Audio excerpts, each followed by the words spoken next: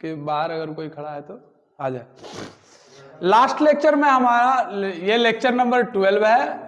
अगर इनसे पहले आपको पढ़ना पड़ेगा कि विद्युतशीलता किसे कहते हैं, कूलम्ब्स का नियम क्या है, तो आप लेक्चर नंबर 11 देखिए, आपको थोड़ा बहुत समझ में आ जाएगा। बाकी आप शुरू से देखेंगे सिलसिलेवार तो आप ना सिर्फ अच्छे से समझ में आएगा बल्कि बोर्ड में भी 100 आउट ऑफ 100% आप मार्क्स ला सकते हैं। तो हम लास्ट लेक्चर में क्या पढ़ाए थे? पहली बात तो ये पढ़ाए थे कि F बराबर होता है K Q1 Q2 बटे R स्क्वायर, एक सूत्र ये पढ़ाए थे। दूसरा सूत्र ये पढ़ाए थे, ये निर्वात की बात हो रही है। अगर कुछ नहीं बोल रहे हैं तो निर्वात या हवा की बात हो रही है। अगर हम इसी को सूत्र को अगर इस्तेमाल करें निर्वात या हवा के लिए तो दूसरा लिखाए थे Q1 इंटू Q2 बटे 4 pi epsilon naught into R का स्क्वायर। तीसरा जो स्टार पॉइंट था, अगर किसी माध्यम में हम बल निकाल रहे हैं तो माध्यम में बल निकालते हम लोग Q1 गुना Q2 बटे 4 पाई एप्सिलॉन m, माध्यम एप्सिलॉन m का मतलब हो जाता है माध्यम की विद्युतशीलता इंटू आर का स्क्वायर। ये ई नहीं है, ये एप्सिलॉन है, ध्यान रहे। ये क्वेश्चन भी हम लास्ट क्लास में पूछे थे आप लोगों को। और इसी का दूसरा सूत्र हम लिखाए थे कि Fm बराबर लिख सकते हैं अपन Q1 गुना Q2 बटे 4 पाई एप्सिलॉन r गुना एप्सिलॉन नॉट इंटू आर का स्क्वायर। और हम इसमें एक बात आपको समझाए थे कि एप्सिलॉन r बराबर होता है, एप्सिलॉन r बराबर होता है विद्युतशीलता वाले लेक्चर में 9-10 लेक्चर देखिएगा आप तो वहां से पता चलेगा कि हम एप्सिलॉन m बटे एप्सिलॉन नॉट लिखते थे। यही लिखाए थे ना लास्टली हम लोग एक क्लास में कि आपेक्षिक विद्युतशीलता का सूत्र क्या होता है। तो आपेक्षिक विद्युतशीलता के सूत्र में हम लोगों ने ये पढ़ा था कि नहीं पढ़ा था कि एप्सिलॉन m बटे एप्सिलॉन नॉट होता है। एक सूत्र और बताए थे एप्सिलॉन r का, जब लास्ट लेक्चर ले रहे थे तब हम बताए थे कि अपन एप्सिलॉन r बराबर ये भी लिख सकते हैं कि एफ नॉट बटे एफ एम होता है, उल्टा होता है जस्ट इसके, माध्यम की विद्युतशीलता तथा निर्वात की विद्युतशीलता के अनुपात को। और यहाँ पर निर्वात में लगने वाला बल तथा माध्यम में लगने वाले बल से भी हम आपेक्षिक विद्युतशीलता निकाल सकते हैं। अब इतना फॉर्मूला नोट कीजिए, इस फॉर्मूले का अभी इस्तेमाल करेंगे, कोई सा फॉर्मूले का। और साथ ही साथ हम ये फॉर्मूला कहाँ से जनरेट किए थे तो एक बार रिकैप करते हैं। रिकैप करने में हमको समझ में आया था कि मान लिया जाए आपके पास दो आवेश है, एक का वैल्यू Q1 है और दूसरे का वैल्यू Q2 है। तो दोनों के बीच का दूरी यदि R है तो लगने वाला विद्युत बल F समानुपाती होगा Q1 गुना Q2 के और व्युत्क्रमानुपाती होगा बीच की दूरी के वर्ग के। जहां हम बताए थे कि Q1 आवेश है, Q2 भी आवेश है, R दोनों आवेश के बीच का सेंट्रल दूरी है, केंद्रीय दूरी है। और उसके बाद हम बोले थे कि K आपका एक नियतांक है जिसका मान होता है 9 × 10⁹ न्यूटन मीटर स्क्वायर प्रति कूलम स्क्वायर। उसके बाद हम बताए थे कि एप्सिलॉन नॉट का एक फिक्स वैल्यू है 8.85 गुना 10⁻12 कूलम स्क्वायर प्रति न्यूटन मीटर स्क्वायर। इतनी बात आपके दिमाग में चमका हुआ रहना चाहिए। अगर इस चैप्टर को शुरुआत की है तो ये बातें आज के लेक्चर को पढ़ने से पहले ये बात आपके दिमाग में बैठा हुआ रहना चाहिए कि कौन क्या है, किसका नाम क्या है। ये निर्वात की विद्युतशीलता है और यहाँ जो m लगाए हैं ये m जो है आपका माध्यम की विद्युतशीलता है। माध्यम मतलब दोनों आवेश को किसी माध्यम में रख दिए हैं तब। जैसे मान लिया जाए कि भाई उसके बाद हम लोग यहाँ पर बात किए थे कि एप्सिलॉन r किसे कहते हैं, इसे परावैद्युतांक या आपेक्षिक विद्युतशीलता के नाम से जानते हैं। ये सब आपको मिलेगा 1 to 10 लेक्चर में, आप डिटेल में समझ पाएंगे। 20-25 मिनट का लेक्चर है, आप जाकर के सर्च कीजिए CVR क्लासेस, उसमें क्लास 12 का प्लेलिस्ट में जाकर के आपको मिल जाएगा।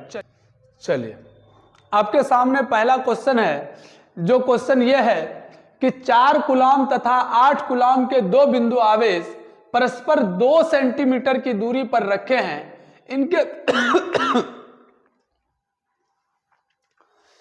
इनके बीच लगने वाला स्थिर वैद्युत बल, स्थिर वैद्युत आकर्षण या प्रतिकर्षण बल, कौन सा बल पूछा है?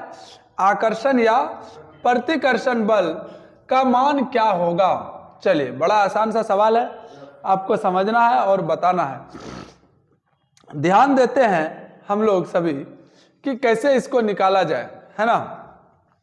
इसको निकालने का बेहतरीन तरीका है, और वो बेहतरीन तरीका यह है कि क्वेश्चन ने बोला है कि एक आवेश है Q1 जिसका नाम क्या है, Q1 रख लेते हैं, और एक आवेश है Q2 जिसका नाम रहे Q2, और वैल्यू दिया हुआ है, वैल्यू दे रखा है हमको कि भाई उसका वैल्यू है आपके पास, कितना कूलम दिया हुआ है निखिल बाबू, तो ये 8 कूलम है, और ये कितना है, 4 कूलम है। वो लड़का कहाँ गया,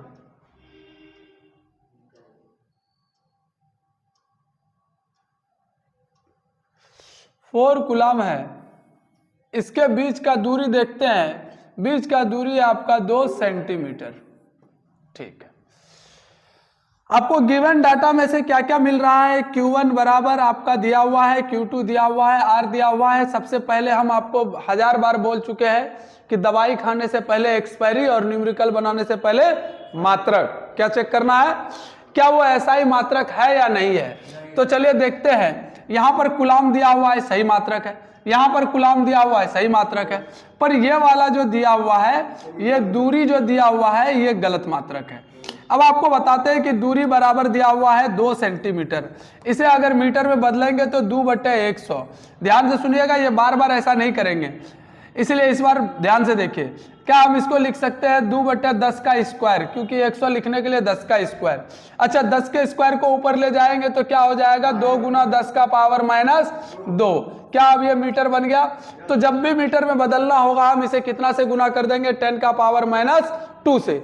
चलिए अब ध्यान से देखते हैं, F बराबर पूछा है। पहली बात, दोनों आवेशित जो है वो प्लस प्लस में है, प्लस प्लस, दोनों के बीच आकर्षण कभी भी नहीं होगा। तो क्या होगा दोनों के बीच, क्यों, क्योंकि समान जाति का है। समान जाति का है का मतलब समान प्रकृति का है, तो प्रतिकर्षण बल निकलेगा। कैसा बल निकलेगा, प्रतिकर्षण। ध्यान से, वेरी गुड।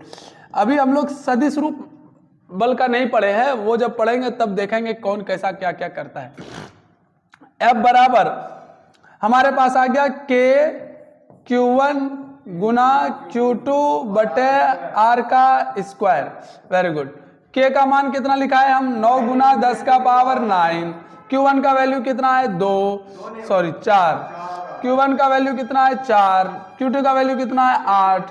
नीचे कितना जाएगा, 2 गुना 10 का पावर -2 को हम 2 बार स्क्वायर करना पड़ेगा, यानी स्क्वायर लगाना होगा क्योंकि R का स्क्वायर है। चलिए देखते हैं अब, 9 गुना 4 गुना 8 गुना 10 का पावर 9 बटे 2 को 2 बार गुना करेंगे तो बन जाएगा 4। 10 का पावर -2 को 2 बार गुना करेंगे तो आंसर बन जाएगा -4। चलिए 4 से आपका 4 गया घर, जब 4 से 4 आपका घर जाएगा तो ये 4 चला जाएगा ऊपर, ऊपर जाएगा तो पावर हो जाएगा प्लस, तो पावर प्लस होगा तो 10 का पावर 9 गुना 10 का पावर +4। ध्यान से सुनिए, 8 नामा 72, आपको 72 लगाए, 72 और 10 का पावर 9 4 13, यानी 72 गुना 10 का पावर 13 न्यूटन। इतना आपका आंसर आया। बल कैसा होगा, प्रतिकर्षण। जल्दी से छाप लीजिए, ऑनलाइन वालों रोक करके इसको छाप लोगे, स्क्रीन को रोक लीजिए। चलिए स्क्रीनशॉट ले लिए, चलिए छाप लीजिए, आगे बढ़ते हैं। नेक्स्ट क्वेश्चन है, यह आपके स्क्रीन पर है कि भाई 20 कूलम तथा 10 कूलम के 2 बिंदु आवेश परस्पर 20 सेंटीमीटर की दूरी पर स्थित है। अब ये 20 सेंटीमीटर की जो दूरी पर स्थित है ना, आपको यहां पर फिर से मीटर में बदलना है, क्योंकि ये वाला मात्रक सही है, ये वाला भी मात्रक सही है। बस सेंटीमीटर को मीटर में बदलने के लिए क्या करना होता है, 20 गुना 10 का पावर -2 से गुना लगा देंगे, ये मीटर में बदल गया। चलिए अब इसके बीच F निकालना है, तो F बराबर आसानी से निकल जाएगा Q1 Q2 बटे R का स्क्वायर। इस सूत्र पर बैठाएंगे, आपको आंसर मिल जाएगा। चलिए अच्छा, हाँ, तो जो भी ऑनलाइन पे हैं वो इसका सॉल्व करके कमेंट करके हमें बताएंगे कि भाई इसका आंसर कितना निकल करके आता है। जब तक आप कमेंट नहीं करेंगे हमें पता नहीं चलेगा कि कितना आंसर आया है। ऑफलाइन वालों सब बना लिए, जब तक वो बना रहा है तब तक आप लोग धड़ से बना करके हमको कमेंट कीजिए कि भाई इसका आंसर 2 आ रहा है, 4 आ रहा है, 2 लाख आ रहा है, 5 लाख आ रहा है, 6 करोड़ आ रहा है, क्या आ रहा है वो आपको बताना है ना। जब आप बताएंगे तो हमें भी समझ में आएगा कि हाँ आप सच में सीख पाए हैं। अन्यथा बाकी तो ऑनलाइन वाले सिस्टम में हम मारपीट तो नहीं कर सकते, क्लास में देते हैं हम तड़, है ना। ये माइक्रो कूलाम है। क्वेश्चन अब यहां पर देखिए क्या है। क्वेश्चन नंबर नेक्स्ट बोला 4 माइक्रो कूलाम तथा 8 माइक्रो कूलाम। ये SI मात्रक इसका सही दिया हुआ नहीं है। तथा 2 बिंदु आवेश परस्पर 2 सेंटीमीटर की दूरी पर। ध्यान से सुनो, जब कोई माध्यम, एक बात बताना हम भूल गए, जब कोई माध्यम नाम नहीं लिखा हो तो आपको माध्यम क्या मानकर चलना है, निर्वात या हवा मान के चलना है। अगर माध्यम का नाम लिखा हुआ रहेगा तब आपको निर्वात या हवा नहीं मानना है, उस माध्यम के बारे में बताना है। वो देखेंगे अभी क्वेश्चन हम लोग, ठीक है। चलिए तो Q1 8 माइक्रो कूलाम का मतलब अब कैसे सॉल्व करेंगे। Q1 8 माइक्रो कूलाम, ध्यान से देखते हैं भैया। Q1 8 माइक्रो कूलाम, चलिए Q1 8 माइक्रो कूलाम मतलब 8 माइक्रो कूलाम। माइक्रो कूलाम को हम लोग कूलाम में बदलने के लिए गौर से सुनिएगा, 1 माइक्रो कूलाम बराबर होता है 10 का पावर -6 कूलाम। 2 माइक्रो कूलाम बराबर होता है आपका 2 गुना 10 का पावर -6 कूलाम। 3 माइक्रो कूलाम बराबर होता है 3 गुना 10 का पावर -6 कूलाम। अच्छा तो 15 माइक्रो कूलाम बराबर क्या हो जाएगा, तो 15 गुना 10 का पावर -6 कूलाम। क्या इसको ऐसे ही बदला जाता है, तो हम यहाँ पर लिख सकते हैं 8 गुना 10 का पावर -6 कूलाम। चलिए चमका इतना बात आपको भी और मुझे भी, अच्छी बात है। आगे बढ़ते हैं तो हम लोग आगे बढ़ करके Q2 का वैल्यू निकालते हैं। Q2 बराबर लिख सकते हैं 4, किसी को भी मान सकते हैं, कोई परेशानी नहीं है कि आप उसी को माने या इसी को माने, वो तो मेरा मन है कि हम किसे मानते हैं। 4 माइक्रो कूलाम तो लिख सकते हैं 4 गुना 10 का पावर -6 कूलाम। अच्छा दूरी कितना दिया हुआ है, R बराबर 2 सेंटीमीटर। 2 सेंटीमीटर का मतलब 2 गुना 10 का पावर -2 मीटर।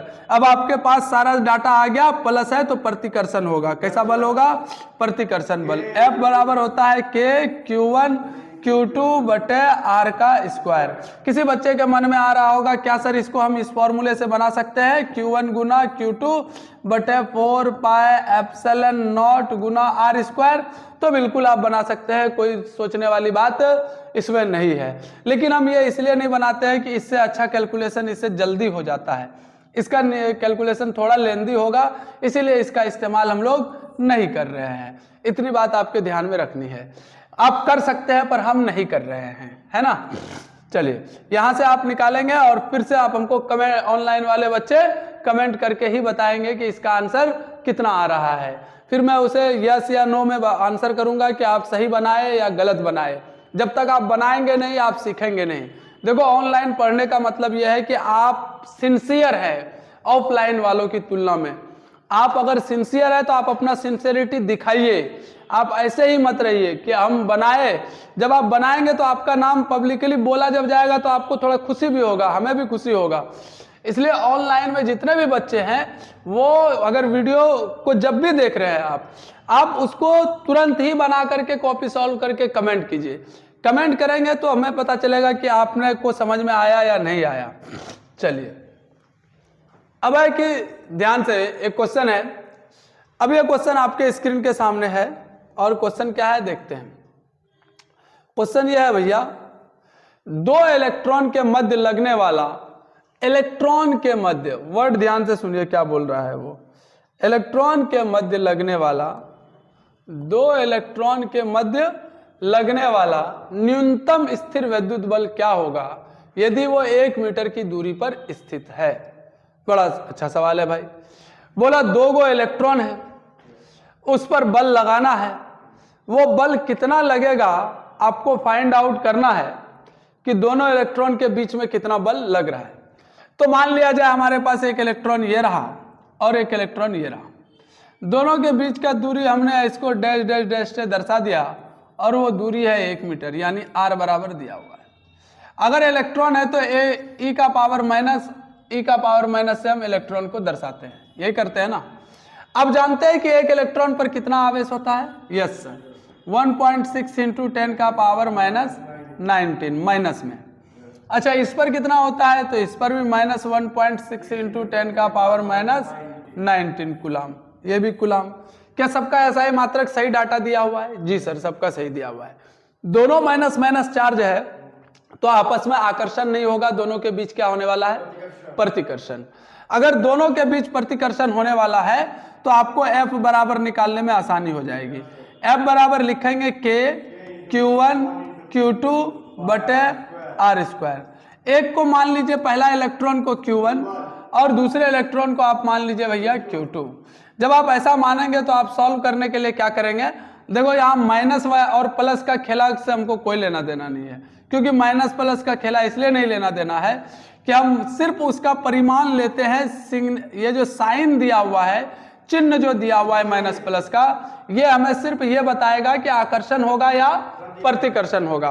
बल के परिमाण को निकालने के लिए माइनस प्लस साइन को कंसीडर नहीं करेंगे। तो के का वैल्यू लगाइए 9 इंटू 10 का पावर 9। ऑनलाइन वाले जरा जल्दी जल्दी आप भी बनाते रहिए और हमें कमेंट भी करते रहिए। 1.6 इंटू 10 का पावर माइनस 19 कूलाम और इंटू 1.6 इंटू 10 का power minus 19 coulomb by R का स्क्वायर यानी 1 मीटर का स्क्वायर। सॉल्व करेंगे, सॉल्व करके जितना आंसर आएगा फिर से हमें कमेंट करके बताएंगे कि इसका आंसर कितना न्यूटन आता है। चलिए हम एक बार सॉल्व करते हैं। 16 16 2 56 यानी 256। 2 अंक के बाद दशमलव, 9 से गुना करते हैं।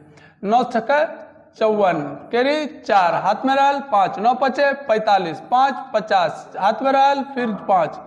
अच्छा, अब हम 9 दूनी 18, 18 तो 20 3 23, कितना अंक के बाद दशमलव? 2 अंक के बाद दशमलव। तो हमारा पास आ गया 23.04 गुना। अब देखिए 19 पावर मिलेगा, 38 में से 9 घटेगा तो कितना हो जाएगा भाई? 38 में से 9 घटा तो 29। पावर किस में रहेगा? माइनस में। कैसे सॉल्व किए? 19 को 19 से जोड़ दिए, माइनस माइनस पावर आपस में जुड़ गया। 19 19 38 होता है। 38 में 9 प्लस पावर था, घटा दिए तो 29 आया। तो दोनों के बीच लगने वाला प्रतिकर्षण बल कितना हो जाएगा? इतना हो जाएगा। हमें एक अच्छी बात याद आई है कि हमने आपको लास्ट के लेक्चर में कुछ क्वेश्चंस दिए थे कि भाई आपको उसका आंसर देना है। चलिए, जो बच्चे नहीं दे पाए और नहीं जानते, हम तो यही समझेंगे कि देखे और नहीं दे पाए तो आप नहीं जानते होंगे या आपको ध्यान में नहीं होगा। तो पहली बात कि इसे क्या पढ़ा जाता है, ये सवाल पूछे थे। इसे एप्सिलॉन पढ़ा जाता है। क्या पढ़ा जाता है? और 0 लगाए थे तो एप्सिलॉन नॉट पढ़ा जाता है। ये एक्चुअल में क्या दर्शाता है? तो निर्वात की विद्युतशीलता दर्शाता है। कहाँ का? निर्वात का विद्युतशीलता दर्शाता है। वेरी गुड, निर्वात का विद्युतशीलता दर्शाता है। दूसरा हम क्वेश्चन पूछे थे कि कम से कम कितना आवेश हो सकता है? तो कम से कम किसी वस्तु पर आवेश होता कैसे है? इलेक्ट्रॉन लेने या देने से। अगर इलेक्ट्रॉन लेने या देने से आवेश होता है तो कम से कम किसी को कितना इलेक्ट्रॉन दे सकते हैं? तो 1 इलेक्ट्रॉन दे सकते हैं। और जब आप किसी को 1 इलेक्ट्रॉन देंगे तो उस 1 इलेक्ट्रॉन का वैल्यू में, आवेश में वैल्यू कितना था? 1.6 इंटू 10 का पावर माइनस 19 कूलाम। तो किसी भी वस्तु पर कम से कम आवेश कितना हो सकता है? इतना कूलाम हो सकता है। जब भी होगा इससे ज्यादा ही होगा, इससे कम किसी वस्तु पर आवेश नहीं हो सकता है। तीसरा सवाल हम पूछे थे कि वस्तु आवेशित कैसे हो रही है? तो इलेक्ट्रॉन के स्थानांतरण के कारण वस्तु आवेशित हो रही है। ये बच्चा एक बोला घर्षण। भैया घर्षण विधि है, घर्षण विधि। जैसे हम तुमको कर्जा दे रहे हैं, कर्जा ले रहे हैं, कर्जा देने से तुम ऋण आवेशित और हम देने वाला क्या हो गए? तुम लेने वाला कर्जा ऋण आवेशित, हम देने वाला धन आवेशित। पैसा देने वाला धनी और पैसा लेने वाला कर्जदार। भैया पैसा देने लेने का तरीका अलग अलग हो सकता है, फोन पे, गूगल पे या फिर और भी तरीका है। हम आपको सोना दे करके, बिल्डिंग दे करके, किसी भी तरह से सामान वामान दे करके भी कर्जा दे सकते हैं, धन पैसा दे सकते हैं। लेकिन कर्जा का मुख्य कारण क्या है? पैसा ही ना। कर्जदार तुम कैसे बनोगे? पैसे से। तो आवेशित करने का मुख्य कारक कौन है? इलेक्ट्रॉन का स्थानांतरण। हाँ, आवेशित करने की विधियां अलग अलग है। घर्षण विधि, चालन विधि, प्रेरण विधि, ये है। और इसको अगर जनरल लैंग्वेज में बोलते हैं तो इंग्लिश में हम लोग जब पढ़ते हैं तो mainly method of charging two types के हैं, एक है डायरेक्ट कॉन्टेक्ट मेथड, एक है without contact method, without direct contact method, और इसी को बोलते हैं बाइफ्रिक्शन मेथड कॉन्टेक्ट मेथड में आता है, और कंडक्शन मेथड कॉन्टेक्ट मेथड में आता है, और induction method without contact method में आता है। ठीक है, चलिए आगे बढ़ते हैं। आगे क्या पढ़ना है, अब हम जो आपको सवाल पूछने वाले हैं उसको ध्यान से सुनिए। अब मेरा सवाल बड़ा जेन्युइन है और जेन्युइन सवाल को आपको करना है। क्या करना है, ध्यान देते हैं। क्वेश्चन यह है भाई गौरव भाई कि सिंपल सा क्वेश्चन है। पहला क्वेश्चन आपके स्क्रीन पर क्या क्वेश्चन है कि दो बिंदु आवेश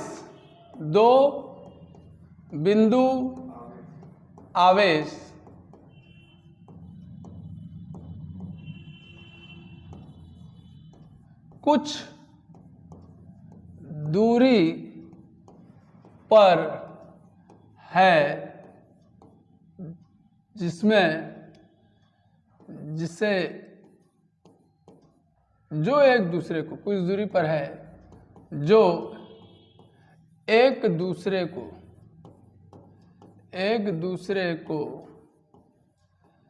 F बल से आकर्षित कर रहा है। जल्दी से छाप लो साथ साथ, आकर्षित कर रहा है यदि एक आवेश का परिमाण 2 गुना हो जाए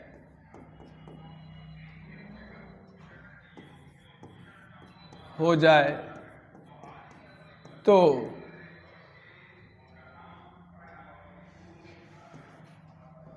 नए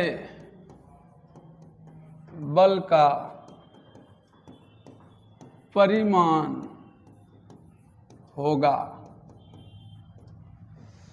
यह सवाल पूछा है उससे। सवाल सिंपल है कि दो गो बिंदु आवेश है, कुछ दूरी पर स्थित है, जो एक दूसरे पर F बल लगा रहा है। हम डायग्राम से समझते हैं, थोड़ा और अच्छा से मजा आएगा। हमारे पास यह एक आवेश है और यह एक आवेश है, ठीक है निखिल बाबू। और इन दोनों के बीच भैया यहां से हमने एक तीर लिया और ये दूरी है कुछ दूरी। हम इस आवेश का वैल्यू रख लेते हैं बड़ा Q, इस आवेश का वैल्यू रख लेते हैं छोटा Q, या नाम बदल करके आप कुछ भी रख सकते हैं, और इसके बीच का दूरी रख लेते हैं R। बोला दो गो बिंदु आवेश है, एक Q है दूसरा Q है, कुछ दूरी पर है तो हम R दूरी पर मान लिया। बोला ये एक दूसरे पर बल लगा रहा है, जैसा भी बल लगाता हो, आकर्षित बल लगा रहा है, आकर्षित कर रहा है ना, यानी इसका मतलब ये प्लस में होगा तो ये माइनस में होगा। और दोनों के बीच आकर्षण बल का जो वैल्यू दिया हुआ है वो वैल्यू दिया हुआ है कि F बल लग रहा है।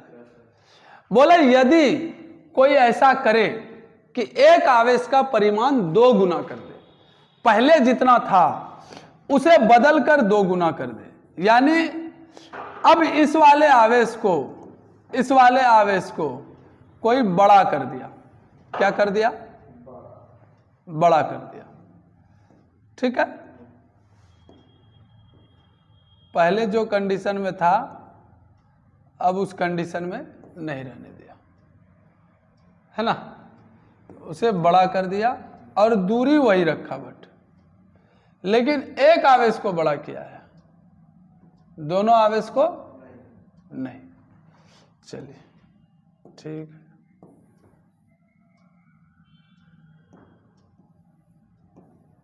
दूरी हमने वही रखा।